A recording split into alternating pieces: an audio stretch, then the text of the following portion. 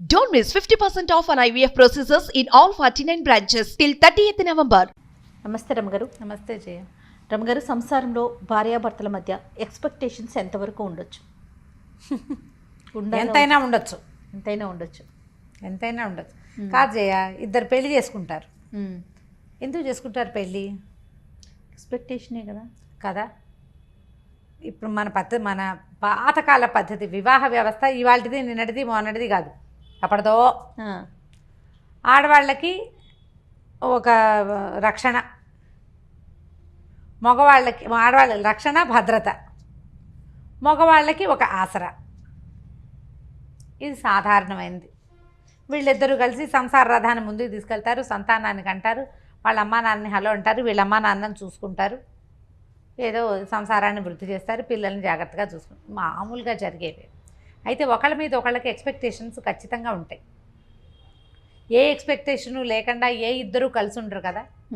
యాత్రికులు అనుకో, నువ్వు ఆ దారిని వచ్చావు, నేను ఈ దారిని వచ్చావు, ఇద్దరం కలిసి ఓ దారిని నడిచేలాం, ఎవరి దారిని వాళ్ళు పోతాం అనుకుంటాం. ఇష్టమైతే నడుస్తాం, లేకపోతే లేదు, మానపడేస్తాం. పెళ్ళి ఎట్లా? కలిసి నువ్వు ప్రయాణం చేయాలి జీవితాంతం వరకు. మీ ఇద్దరు కలిసి ఉంటే మీ ఇద్దరే ఉండరు కదా. మీకేమో అటో కుటుంబం ఇటో కుటుంబం రెండు ఉంటాయి, మీ ఇద్దరు కలిసి ఓ కుటుంబం, మళ్ళీ మీకు సంతానం. అది సజావుగా జరిగేదే. ఇప్పుడు ఇదంతా గోల్ లేకుండా జరిగిన నాళ్ళు బాగానే ఉంటుంది. ఎవరికి ఎక్కువ ఎక్స్పెక్టేషన్స్ ఉన్నా ఇబ్బంది. అసలు లేకపోతే ఇంకా నువ్వు కలిసి ఉండటంలో అర్థమే లేదు. ఏదో కొంత ఉండాలి, ఎంతో కొంత. అయితే మితిమీరిన ఎక్స్పెక్టేషన్స్ కానీ, అసలు ఒక సాధారణమైన ఎక్స్పెక్టేషన్ కూడా తీర్చని తనం కానీ, ఈ రెండు కష్టం. మితిమీరటం ఇప్పుడు ఒక సామాన్యమైన కుటుంబం, ఈ అమ్మాయికి తన బర్త్డే అంగరంగ వైభవంగా చేసేయాలి. ఓకే, ప్రతి బర్త్డేకి భర్త ఏదైనా కొనిపెట్టేసేయాలి. స్పెషల్ గిఫ్ట్లు బాగా చేసేసేయాలి. ఎప్పుడు ఏం కావాలన్నా లేదనకూడదు, కాదనకూడదు, ముద్దుగా చూడాలి, అలా ఎలాగో చూసుకోవాలి, అద్భుతంగా చేసేసేయాలి అన్నీ. ఇవి అందరు ఆడపిల్లలకి ఉంటాయి. మీకు ఉండవా అంటావు నన్ను, నాకు ఉంటాయి, అందరికీ ఉంటాయి.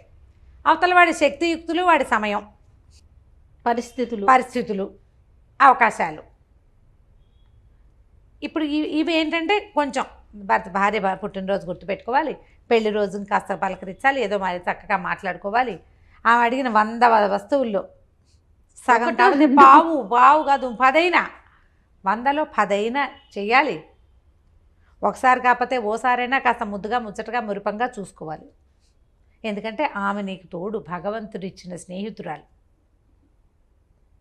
భార్యని బాగా చూసుకోవడం చేతకాని వాడు ఎందుకు పనికిరాని వాడు అన్నాడు చాణక్యుడు. భార్యని బాగా చూసుకోవాలి, అది వస్తేనే నీకు ఏదైనా వచ్చినట్టు. నీకు ఇదే రాకపోతే ఆయన నేను మీద కూడా చెప్పాడు నీతి. దాన్ని కూడా వదిలిపెట్టలా. అదే కదా. కానీ మళ్ళీ భార్యలకు బోల్డ్ చెప్పాడు, భార్యలు అలా ఉండకూడదు ఇలా ఉండకూడదు అని ఆయన చాలా చెప్పాడు చాణక్యుడు. ఇంత మాత్రం చేయాలి. కానీ కనీసం భార్యల మామూలు వ్యవహారాలని కూడా పట్టించుకోకుండా, నాకు చెప్పకుండా ఊపిరి కూడా పీల్చుకోకూడదు అనేవాళ్ళు.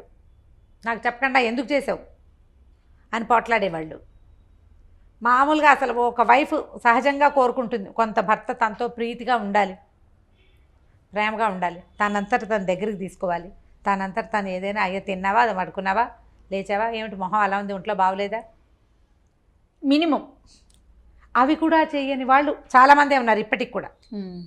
చక్కగా భార్యలతో ఫాయిదాగా ఉండి అన్ని పనులు చేస్తూ కావాలంటే ఇంట్లో పని కూడా చేసేస్తూ పిల్లల్ని ఆడిస్తూ అమ్మాయి ఉద్యోగంలో కూడా హెల్ప్ఫుల్గా ఉండేవాళ్ళు ఉన్నట్టే, ఏమీ పట్టించుకోకుండా పాతకాలము రైతు కుటుంబాల్లో మగవాడు వెళ్ళిపోయి ఆడవాళ్ళు పనిచేస్తుంటే పట్టించుకొని ధోరణి ఉండేది చూడు. ఒక పాత ధోరణి, వెనకబడిన ధోరణి. ఆడాళ్ళని పెంచకూడదు, ఆడాళ్ళకి ఏం చూడకూడదు, దానికి ఎక్స్పెక్టేషన్ ఏమిటి, గాడిది గుడ్డు లాంటి భావాలు ఉన్నవాళ్ళు కూడా ఇప్పటికీ ఉన్నారు. మార్చుకోవాలి, వాళ్ళు మారాలి. వీళ్ళు ఓవర్ ఎక్స్పెక్టేషన్స్, గ్రేట్ ఎక్స్పెక్టేషన్స్ ఆడవాళ్ళు తగ్గించుకోవాల్సి వస్తుంది. మగవాళ్ళకు కూడా కొన్ని ఎక్స్పెక్టేషన్స్ ఉంటాయి కదా పాపం. వాళ్ళకు కూడా ఇప్పుడు అమ్మాయి ఇంట్లో ఉంటుందనుకో, ఇంట్లో ఉండే అమ్మాయి అయితే తను వచ్చే వేళకి ఏదో కాస్త కాఫీయో టీయో పోయాలి, టైంకి వేళకి అన్నం పెట్టాలి, వాళ్ళ అమ్మా నాన్నని బాగా చూసుకోవాలి, తనతో బాగా ఉండాలి. ఈయన ప్రేమగా ఉంటాడు, ఆవిడ ఎందుకు ఏమిటి పిచ్చివేషాలు అంటుంది. ఈయన కొంచెం బాగా రొమాంటిక్గా ఉండే ధోరణి, ఆవిడ అంత రొమాంటిక్ కాదు. ఇవన్నీ కోరుకుంటారు సహజంగా. భలే చెప్తారు రమ్మగారు. అవునా కాదా జయ చెప్పు. నేను ఈజీగా చెప్పేస్తున్నాను. ఓకే, ఉంటారు ఇవన్నీ ఉంటారండి, ఉంటారు ఖచ్చితంగా. ఇప్పుడు లేదా ఇతనికి నీట్గా క్లీన్గా టైడీగా అలా ఎలాగో తను వచ్చేసరికి చక్కగా సినిమాటిక్గా అలంకారం చేసుకుని ఇల్లు నీట్గా దుడిచేసేసి ఏమిటో ఎట్లాగో చేసేసి చేయాలని తను, లేదా తన మాటే వినాలి, అన్నిటికీ తన మాటే వినాలి.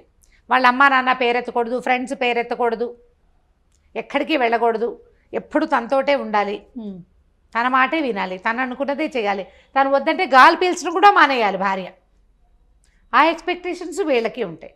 రెండూ తప్పే కదా జయ. అవునవునండి, ఖచ్చితంగా అండి. నన్ను నేనే క్వీన్గా ఉండాలని అమ్మాయి అనుకోకూడదు, నేనే కింగ్ అని ఇతను అనుకోకూడదు. ఇప్పుడు రీచ్ కావట్లేదు అనుకుందాం ఎక్స్పెక్టేషన్ని, ఇద్దరిలో ఒకరు రీచ్ కావట్లా, ఎలా మార్చుకోవాలండి పార్ట్నర్? ముందు మొదట మాట్లాడుకోవాలి. కొంతమంది వినరు, మాట్లాడుకోవాలి అనగానే మన కామెంట్లు వచ్చేస్తాయి, మాట్లాడే వినరండి వినరండి వినరండి, 20 ఏళ్ళ నుంచి ట్రై చేస్తున్నానండి, వాళ్ళు వినరు. ఓకే, అప్పుడు ఏం చేస్తాం, ఎక్స్పెక్టేషన్స్ తగ్గించుకోవాలి. మనకి ఇంతంత ఉన్నాయనుకోండి, వాటిని చిన్నవి చేసుకోండి. ఓకే, కనీసం ఇది మీట్ అయ్యాం, విన్నరు అని తెలుస్తోంది. మీరు కొన్ని సంవత్సరాల నుంచి ప్రయత్నం చేస్తున్నారు కదా, అది వదిలేయండి. అది కరెక్టా కదా? వదిలేయాలి. ఎన్నని వదిలేసుకోవాలి అని ప్రశ్నిస్తారు మళ్ళీ. ఏనైనా వదులుకోవాల్సిందే, సంసారం వదులుకోలేం కదా చచ్చి. ఏం చేస్తాం? అందుకని ఇప్పుడు రీచ్ కాలప్పుడు మీరు అన్నట్లు వదులుకోవటమే మంచిది కదా. మన ఎక్స్పెక్టేషన్ మీట్ అయ్యే పద్ధతి అవతల వాళ్ళల్లో లేకపోతే వీళ్ళని వదిలేయటం కష్టం, కాబట్టి ఎక్స్పెక్టేషన్ వదిలేయటం సులువు కాదు రమ్మగారు. ఎవరితో చెప్పిస్తే మూడో వ్యక్తిని ఇన్వాల్వ్ చేస్తే మారుతారా? చేయొచ్చు, ప్రయత్నం చేయొచ్చు, కాకపోతే అందరి దగ్గర అది కుదరదు జయ. మూడో వ్యక్తిని ఇన్వాల్వ్ చేయొచ్చు. ఆ అమ్మాయికి ఒక మినిమం ఎక్స్పెక్టేషన్స్ ఉన్నాయి, వాటినైనా నువ్వు మీట్ అవ్వాలి అని అతని అక్కలో చెల్లెళ్ళో అమ్మలో ఫ్రెండ్సో చెప్పచ్చు. కానీ వాళ్ళు వినద్దు, వాళ్ళు మాత్రం అబ్బాయి అంతే నువ్వు అలా ఇవ్వే సర్దుకో అనేవాళ్ళు లేరు. ఉంటారు. వాడు అలాగే ఉంటాడు, నువ్వు సర్దుకో. వాడు అలాగే ఉంటాడు, నువ్వు అడ్జస్ట్ అవ్వు. వాడు ఎలా ఉన్నా నువ్వు అడ్జస్ట్ అవ్వు. వాడు నవ్వినప్పుడే నవ్వు, వాడు ఏడ్చినప్పుడే ఏడు. వాడు వద్దంటే మానేయి, అంతే. అలాంటి వారు కూడా ఉంటారు. మరి ఇప్పుడు నేను కూడా అలాగే చెప్పాను చెయ్యమన్న ఒక అమ్మాయికి, అసలు అతను వెండు, ఏం చేస్తావు, ఎవరితోటి తెప్పించలేవు, వాళ్ళ అమ్మా నాన్న మాట కూడా అతను వెండు. మరి ఎట్లా రమ్మగారు అసలు ముందుకు ఎలా వెళ్ళగలుగుతాం? ఇప్పుడు ఒక ప్రేమ ఉండదు అలాంటి వాళ్ళతో, ఒక సంతోషం ఉండదు, ఇంకా మనిషి ఈదాల్సిందేనా? ఈదాల్సిందే జయ. జీవితాలు ఇంకొక రకంగా ఉండవు. ఈదకుండా ఈత మానేసి ఫారిన్ కంట్రీస్లో లాగా లేదా ఎవరిలాగానో నేను వీడితో ఈదను అని ఇంకోటి తీసుకునే అవకాశం, ఈ చొక్కా నచ్చలేదని ఇంకో చొక్కా వేసుకునే అవకాశం ఉంటుందా జీవితానికి జయ? అది అడ్వైజబుల్లేనా? కాదు. ఎన్ని చొక్కాలు మారుస్తాం మనము? పైగా ఎప్పుడు ఒక మనిషి ఎక్స్పెక్టేషన్ని ఇంకో మనిషి మీట్ అవ్వటం అనేది తక్కువగానే ఉంటుంది, తక్కువే.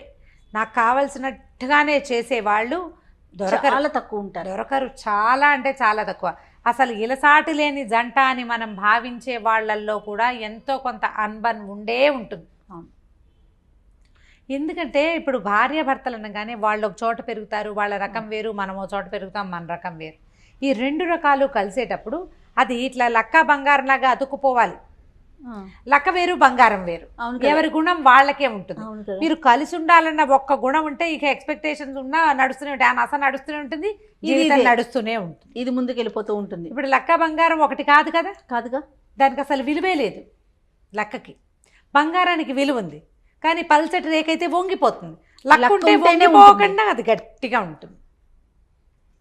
అవునండి, కరెక్ట్. ఇప్పుడు ఈ రెండు ఒకదాని గుణాన్ని ఒకటి అంటుకుంటాయా? ఇవి పాతకాలపు మాటలు కదా జయ. నేను వెనకబడిన దానిలాగా కనపడతాను, కానీ వీటిలో ఎంత విలువ ఉంది? విలువ ఉందో లేదో. మాటలో ప్రతి అక్షరం ఒక బంగారం అన్నమాట, వజ్రం లాంటి మాట కదా. పాత మాట ఇది, లక్కా బంగారం. ఎందుకు కలిసి ఉండాలి మనం ఎందుకు కలిసి ఉండాలి? వంగిపోకూడదంటే కలిసి ఉండాలి, విలువ పెరగాలి అంటే కలిసి ఉండాలి. లేదా మనం ఎప్పటికీ మనం ఏదో ఒక దాన్ని సెర్చ్ చేస్తూనే ఉంటాం. నీ సెర్చింగ్ వస్తువుల కోసమో విషయాల కోసమో సెర్చ్ చేయొచ్చు, వ్యక్తుల కోసం సెర్చ్ చేయాలంటే ఎన్ని చేతులు మారాల్సి వస్తాం మనం. మన ఇద్దరితో పాటు మూడో వ్యక్తి కూడా రెడీగా ఉంటారు కదా.